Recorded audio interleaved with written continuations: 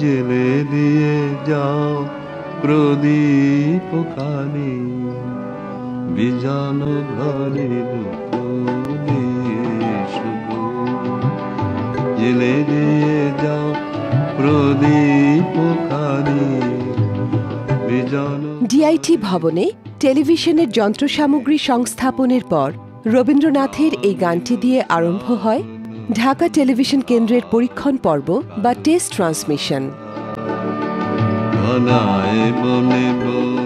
আজকের রাজুক ভবন এক সময়ের Dhaka improvement trust DIT building. আর এখান থেকেই শুরু হয়েছিল ঢাকা পাইলট টেলিভিশন কেন্দ্রের আনুষ্ঠানিক উদ্বোধন। প্রথমে এর নাম ছিল পাইলট টেলিভিশন ঢাকা। 1964 সালের 25 ডিসেম্বর সন্ধ্যায় অনুষ্ঠান ঘোষক মার্ডিকাই কোহেনের কণ্ঠে শোনা গেল, শুভ সন্ধ্যা।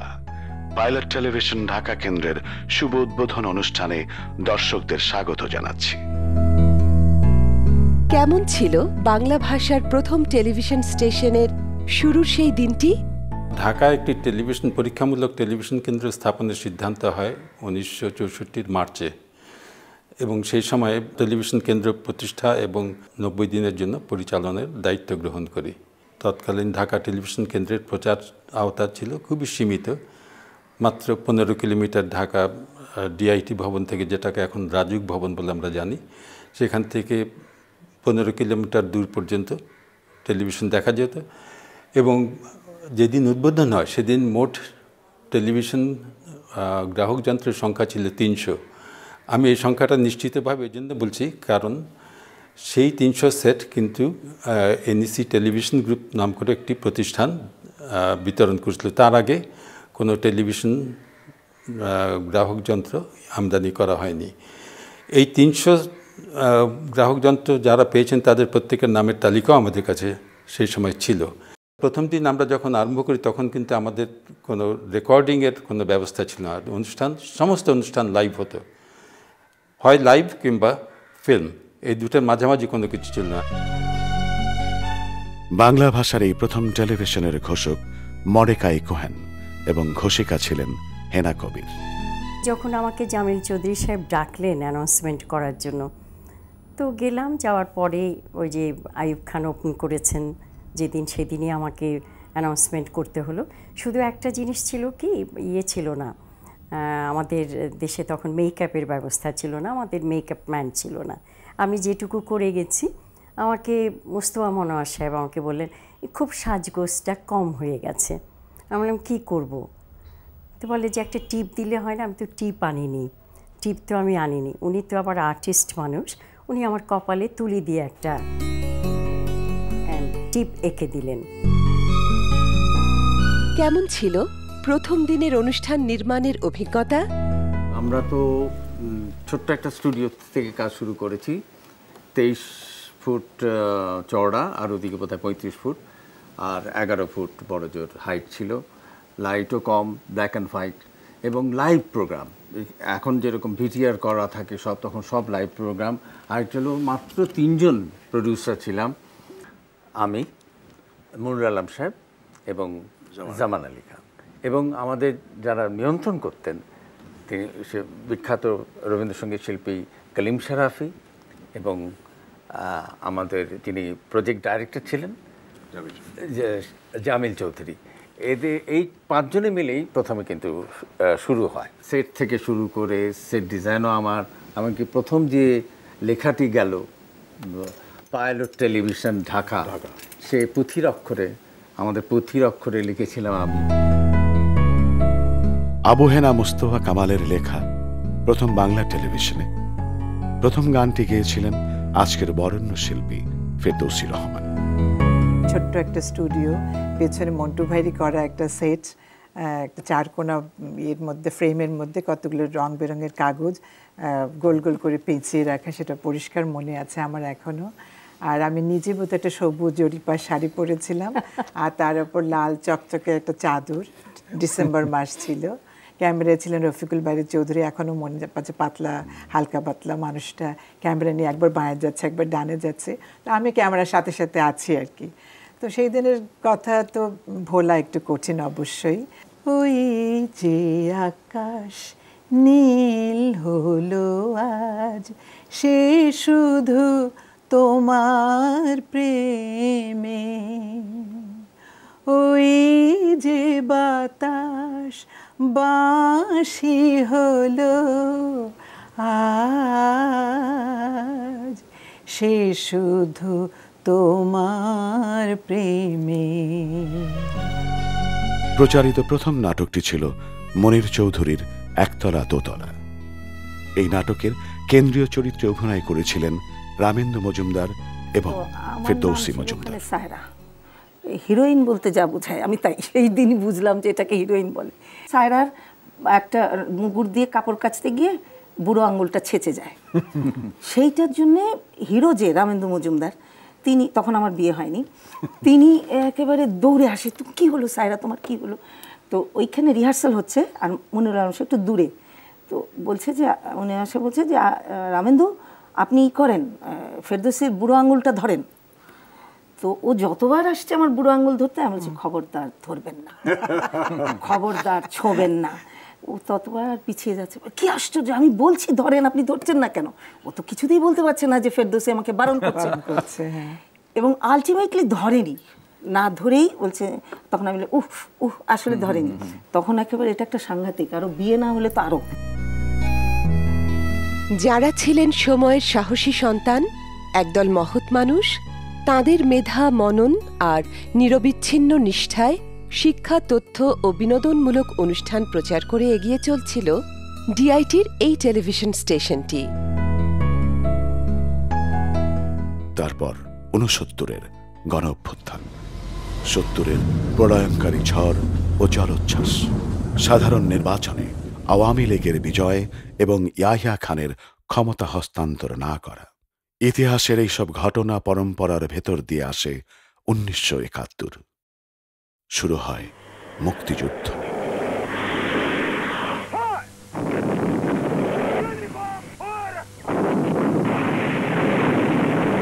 ডিআইটি ভবনের স্টুডিও থেকে প্রচারিত অনুষ্ঠানে দেশের সার্বিক অবস্থার প্রতিফলন ঘটতে শুরু করল।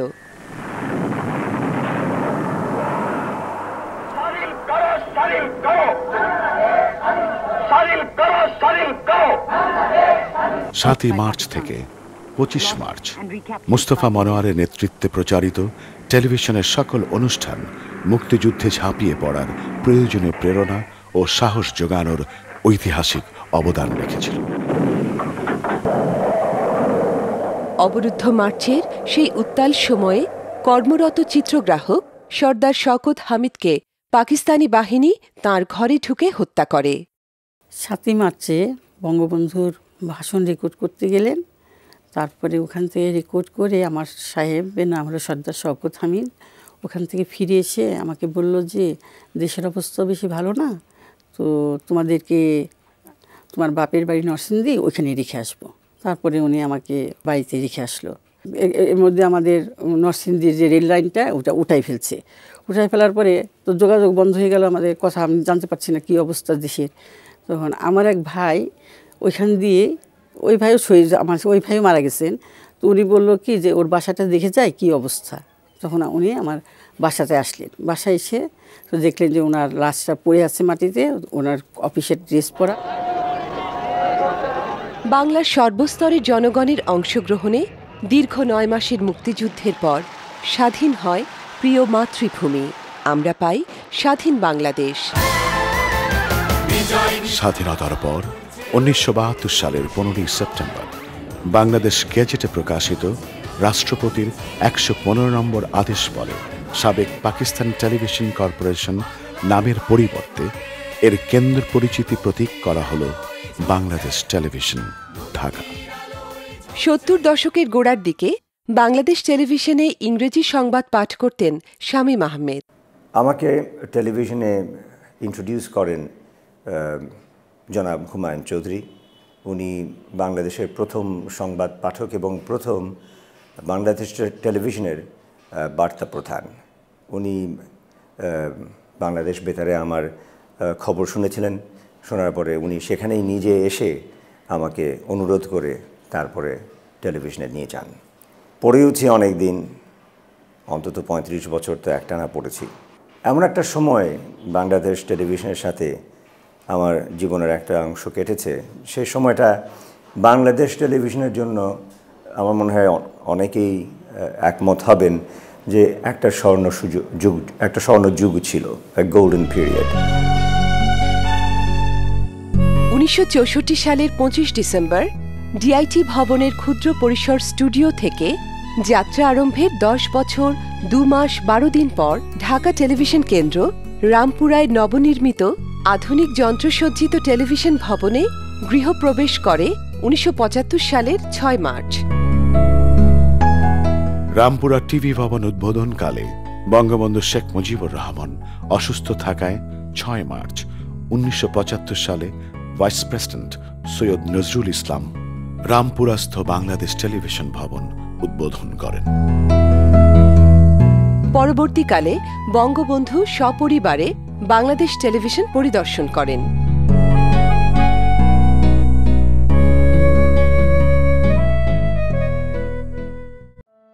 1975 সালের 7 নভেম্বর শহীদ হন বাংলাদেশ টেলিভিশনের অনুষ্ঠান পরিচালক মনিরুল আলম, প্রশাসনিক আধিকারিক এম সিদ্দিকী, হিসাব বিভাগের প্রধান আকমল খান ও সহকারী চিত্রগ্রাহক ফিরোজ কাইয়ুম। শহীদের আত্মত্যাগের স্মৃতি নিয়ে এই প্রতিষ্ঠানটি দেশের কৃষ্টি সংস্কৃতি আর ঐতিহ্যের কথা প্রচার করে ঋদ্ধ করছে বাঙালি জাতিকে। এই শহীদদের স্মরণে আলাদা আলাদা স্টুডিওর নামকরণ করে বিটিভি। 1980 সনের 1 ডিসেম্বর বাংলাদেশ টেলিভিশন সাদা কালোর দুনিয়া ছেড়ে রঙিন পৃথিবীর সম্প্রচার শুরু করে। সেই 80-র দশকে বাংলা সংবাদ পাঠকদের অন্যতম একজন আসমা আহমেদ মাসুদ। যখন তাকাই সেই 80 দশকের দিকে, ওটা কিন্তু একটা চ্যালেঞ্জ ছিল। তখন প্রযুক্তিগত এত উৎকর্ষতা আসেনি সংবাদ বিভাগে, তবুও আমার মনে আছে যে সংবাদের বস্তুনিষ্ঠতা এবং দর্শকের কাছাকাছি পৌঁছানোর জন্যে আপ্রাণ প্রয়াস করা হতো এবং সংবাদ তখন তৈরি করা হতো, অনুবাদ হতো এবং সব চড়াই উতরাই পার হয়ে সেটি উপস্থাপনা করতাম আমরা। তথ্য, শিক্ষা, বিনোদন ও উন্নয়নমূলক অনুষ্ঠান প্রচারের লক্ষ্য নিয়ে প্রথম বাংলা ভাষার টেলিভিশনের এই অভিযাত্রায় একের পর এক অনুষ্ঠান নির্মাণ ও প্রচার করে বিটিভির অতীত আজ কিংবদন্তিতে পরিণত হয়েছে। ডিআইটি যুগে প্রথম জনপ্রিয় ধারাবাহিক কমেডি নাটকের নাম ছিল ত্রিরত্ন। অভিনেতা খান জয়নুল, আশিস কুমার লৌহ এবং আব্দুল জলিল ছিলেন এই ধারাবাহিকের মধ্যমণি। এরপর রামপুরার বাংলাদেশ টেলিভিশনের প্রথম দীর্ঘ ধারাবাহিক সকাল সন্ধ্যা। এই নাটকে পীযূষ বন্দ্যোপাধ্যায় এবং আফরোজা বানুর জুটি আজও দর্শকদের মনের মণিকোঠায় উজ্জ্বল স্মৃতি। সকাল সন্ধ্যায় অভিনীত আমার চরিত্রের নাম ছিল শিমু, যে শিমুর কথা সেই সময়ের অনেক দর্শক এখনও মনে রেখেছেন। এ প্রসঙ্গে আমি সকাল সন্ধ্যা আমার মা হতেন জাহানারা আহমেদ, তার কথা বলি। তিনি কিন্তু এখনও আমাকে শিমু নামেই ডাকেন এবং বলেন আমি তোর অন্য নাম মনে রাখতে চাই না, এবং খুব দুঃখ করে বলেন তুই কেন মায়ের চরিত্রে অভিনয় করিস, শাশুড়ির চরিত্রে অভিনয় করিস।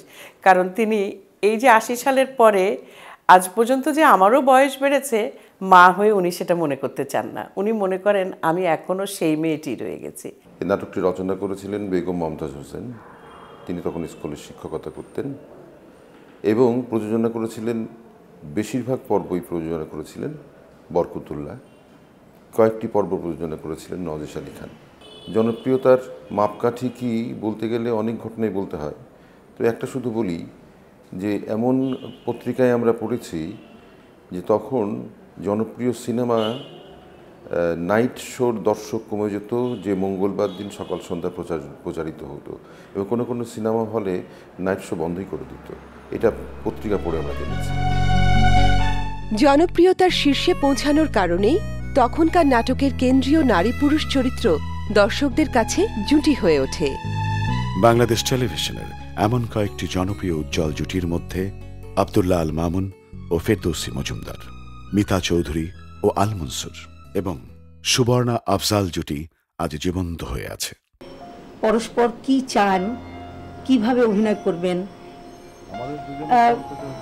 কো আর্টিস্ট কি বলতে চান বা কি করতে পারেন, সেটাও কিন্তু দুজনের মনের ভাবটা বুঝতে পারে, যে কারণে অভিনয়টা বেশ পরিশীলিত, সুন্দর এবং অনেক সময় রোমাঞ্চকর হয়। 70 এবং 80-র দশকে টেলিভিশনের সবচেয়ে জনপ্রিয় অনুষ্ঠান ছিল নাটক। এই দুজন শিল্পী সেই সময় একসাথে বেশ কিছু নাটকে আবির্ভূত হয়ে দর্শকদের মন জয় করতে পেরেছিল। হ্যাঁ, ভাবে সেরকমই মনে হতো। আসলে দর্শকের মন জয় না করলে এই জুটির প্রসঙ্গটা বোধহয় আসে না। আসি না, একেবারেই আসে না। তোমরা নাটকে আসার আগে থেকেই কি দুজন দুজনকে চিনতে? না, আল মনসুর বেলালের সঙ্গে পরিচয় অ্যাকচুয়ালি আমার হয়, প্রথম পরিচয় হয় নাটকের সেটে, কারণ আমার টেলিভিশনের সঙ্গে আমি জড়িত ছিলাম অনেক আগে থেকেই।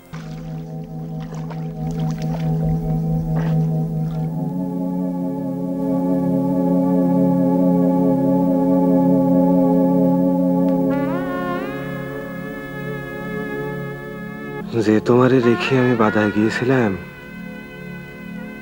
সেই তুমি, আর আজকে তুমি অন্যরকম।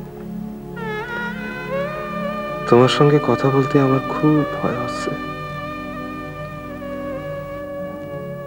ঘরে ফিরে মারে বলবো, মা, আমার নিয়ে তোর খেলা কি শেষ হবে না? আমারে ফেরত নিতে তুই আর কাউরে পাসনি? এটা দেখলে যে আমার রক্ত হিম হয়ে যায়, আমি বেদিশা হয়ে যাই। শহীদ লেখক শহীদুল্লাহ কায়সারের সংসপ্তক, মামুনুর রশিদের সময় অসময়, হুমায়ুন আহমেদের বহুব্রীহি কোথাও কেউ নেই, অয়ময়, এই সব দিনরাত্রির মতো ধারাবাহিক নাটকগুলি বাংলাদেশ টেলিভিশনের এক স্বর্ণযুগের সৃষ্টি করে। সামনের মিটিং এ বিষয়টা আসতে পারে, কি বলা মাস্টার? কলি কলি ঘোর কলি, আল্লাহর দুনিয়া কি আর আছে? এখন ঘরে ঘরে মানুষের মনে মনে শয়তানের বসতি। হ্যাঁ, তোমাদের যে জন্য ডাকা হয়েছে সেটা হচ্ছে হোল্ড দুলা ভাই, কাদের এখন আসেনি।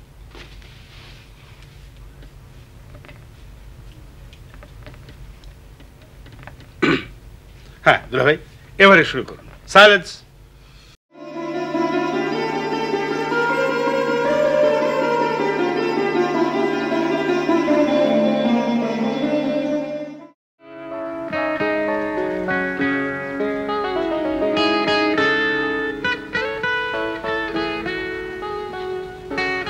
বেশি চা খাওয়া ভালো না। কেন বাবা? গায়ের রং কালো হয়ে যায়। তোমার গায়ের রং তো কালো না, তুমি তো ফর্সা।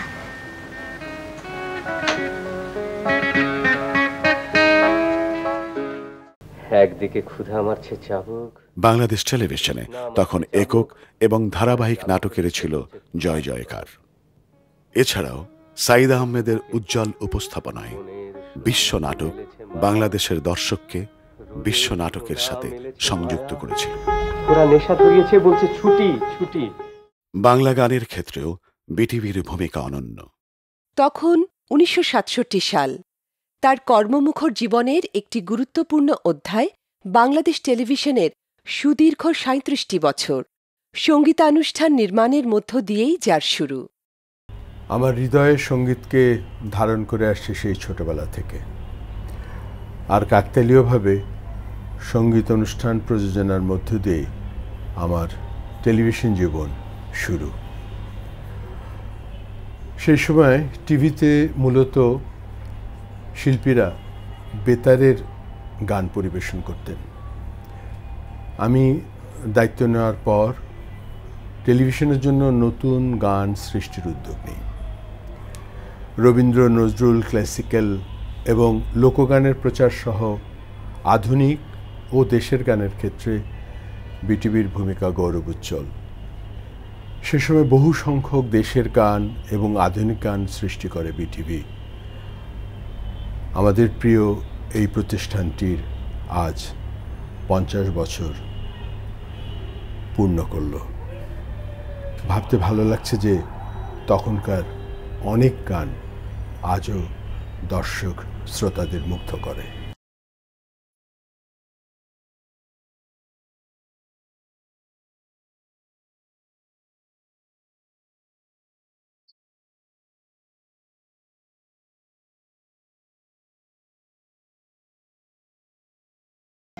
সবকটা জানালা খুলে দাও না,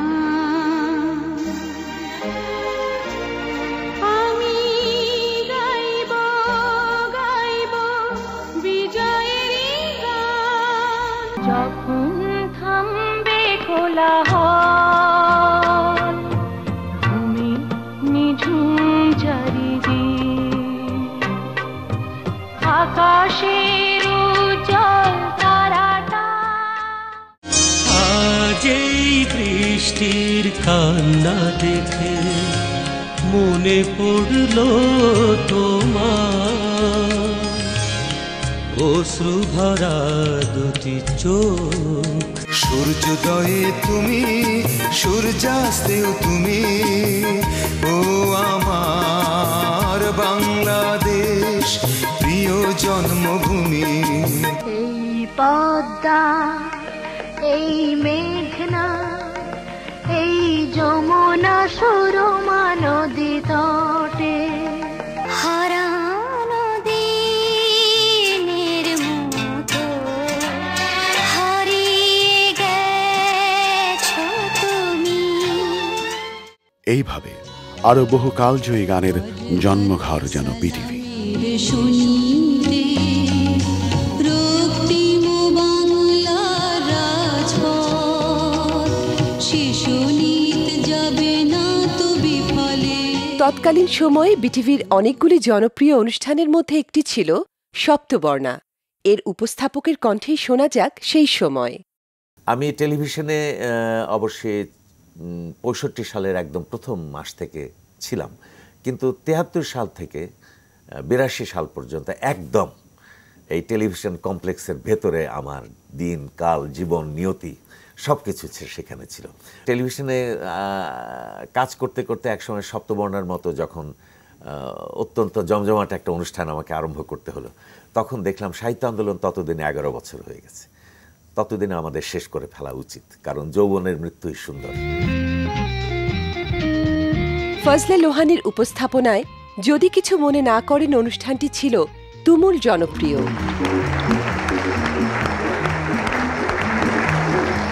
আজকের এই অনুষ্ঠানে প্রেক্ষাগৃহে যারা উপস্থিত হয়েছেন তাদের সবাইকে জানাচ্ছি ধন্যবাদ।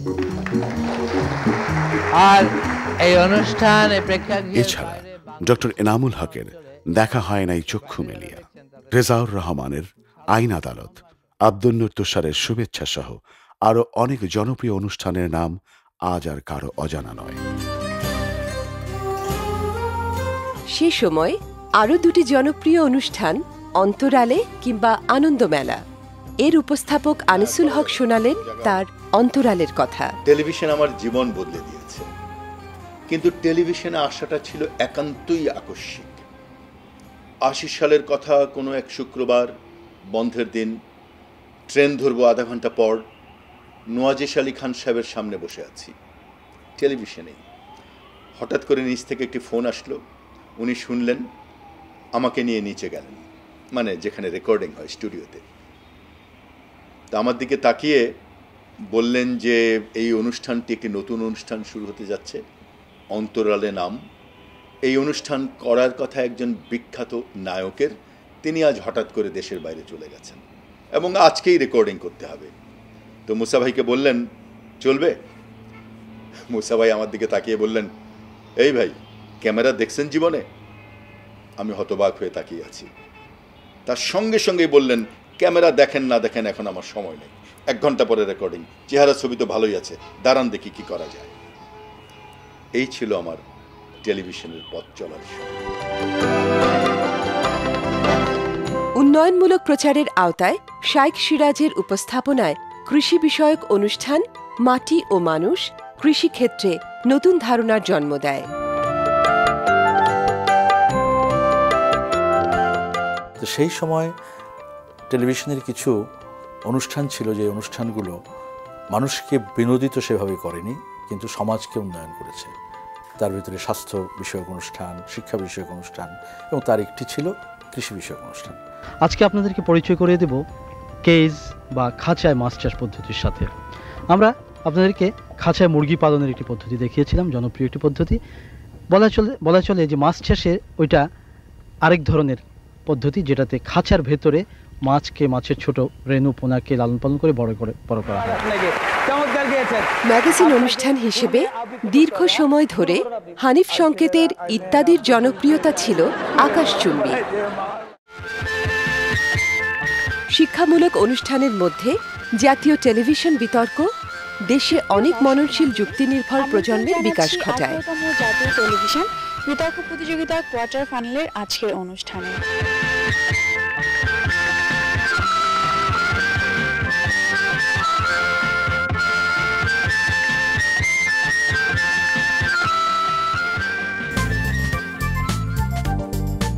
দেশে প্রথম শিশু কিশোর প্রতিভা বাছাইয়ের রিয়ালিটি শো প্রবর্তনের ক্ষেত্রে বিটিভি পথ প্রদর্শক।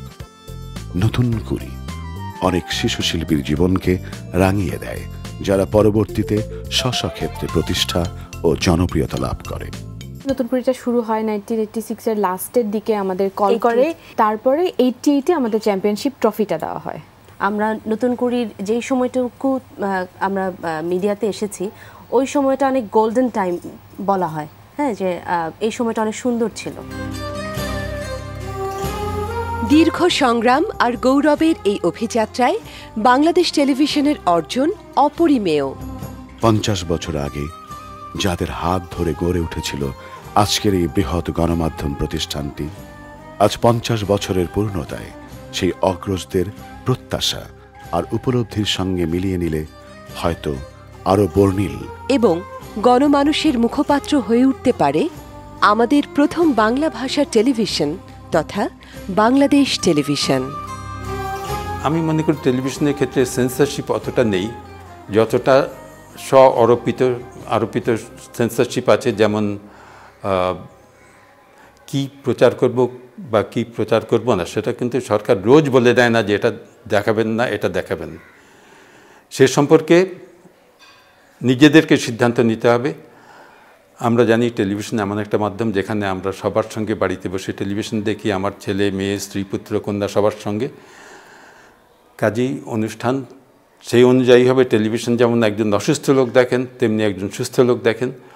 কাজেই কোন দৃশ্য দেখানো হবে এবং কোনটি দেখানো হবে না, সেটি কিন্তু আমাকে নিজেকে সিদ্ধান্ত নিতে হবে। মৃত ব্যক্তির চেহারা কখনো পৃথিবীর কোনো দেশের টেলিভিশনে দেখানো হয় না, কিন্তু আমাদের দেশে দেখানো হয়। টেলিভিশনের 3টে দায়িত্ব আছে মূলত: শিক্ষার প্রসার, সংবাদ প্রসার এবং বিনোদন। এই 3টের লক্ষ্য যেন পূরণ হয়। আমরা বেশিরভাগ ক্ষেত্রে দেখি বিনোদন ঠিক আছে, আমরা বিনোদন কিছুটা হয়তো প্রচার করছি, কিন্তু শিক্ষার প্রসার আমরা দেখতে পাই না ওখানে টেলিভিশনে। বা ডিসেমিনেশন অফ ইনফরমেশন সেটাও হয়তো করি, কিন্তু পুরোপুরিভাবে ঠিকভাবে সততার সঙ্গে আমরা করি না। এই জিনিসগুলোকে আমাদেরকে একটু খেয়াল রাখা উচিত। আমাদের জাতিকে শিক্ষিত করতে হবে, এই কথাটা যেন আমাদের মনে থাকে সবসময়।